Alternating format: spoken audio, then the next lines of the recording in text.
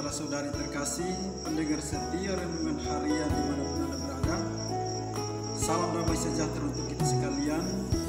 Hari ini Selasa 24 Agustus 2021, Pesta Santo Bartolomeus Rasul. Referensi renungan hari ini diambil dari kitab Wahyu bab 21 ayat 9b sampai dengan 14. Dan bacaan Injil diambil dari Injil Yohanes bab 1 ayat 45 sampai dengan 51. Saudara-saudari terkasih, tidak sedikit orang yang sulit berkembang karena hidup dalam penuh kepura-puraan. Tidak mampu tetapi pura-pura mampu. Tidak tahu tetapi pura-pura tahu. Tidak suci tetapi pura-pura suci, dan lain sebagainya. Bartolomeus adalah orang yang tanpa kepura-puraan. Ia bersikap otentik. Ia tidak menutup-nutupi keraguannya bahwa Yesus dari Nazaret adalah Mesias. Keberaniannya untuk bersikap transparan itulah titik tolak yang menyelamatkannya. Apalagi di hadapan Tuhan, kepura-puraan sebenarnya tak berlaku, sebab di matanya tak ada yang tersembunyi. Sikap jujur dan transparan di hadapan Tuhan merupakan pintu menuju iman sejati. Iman sejati mentransformasi diri, sementara kepalsuan menghambat perubahan nyata. Saudara-saudari terkasih, bersikap otentik berarti berani terbuka di hadapan Tuhan dan sesama. Orang yang otentik tidak menyembunyikan luka dan tak suka sekadar mencari muka.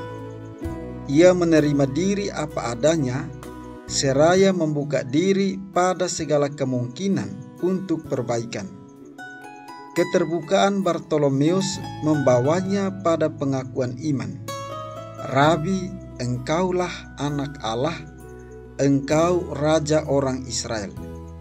Iman yang otentik ini membuat Bartolomeus berkembang menjadi utusan, dan konon ia mewartakan Injil sampai ke India. Karena itulah ia juga boleh menikmati janji Kristus, melihat kemuliaan para malaikat dan anak domba di surga seperti digambarkan dalam bacaan pertama. Saudara-saudari terkasih, hari ini gereja merayakan pesta Santo Bartolomeus Rasul. Dalam Injil Yohanes, Bartolomeus disapa dengan nama lain, yakni Nathanael. Bartolomeus menjadi pewarta Injil Kristus di belahan dunia timur. Bangsa Armenia pun menyebut Bartolomeus sebagai rasul mereka.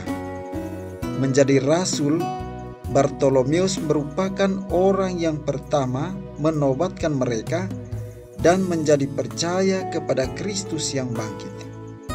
Dengan menobatkan mereka, Bartolomeus mati sebagai martir Kristus di Albanopolis pada masa pemerintahan Astiades, Raja Armenia.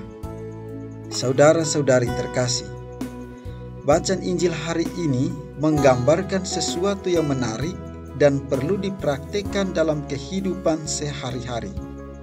Setelah menemukan Yesus, anak Yusuf dari Nazaret, Filipus memanggil Nathanael dan berkata, "Mari dan lihatlah." Dengan tidak ada keraguan dalam dirinya, maka seketika itu juga Nathanael langsung mengimani Yesus dengan berkata, "Rabi, engkau anak Allah, engkau raja orang Israel." Mendengarkan perkataan tersebut, Yesus melihat inilah seorang Israel yang sejati, tidak ada kepalsuan di dalamnya. Yesus melihat hatinya yang tulus.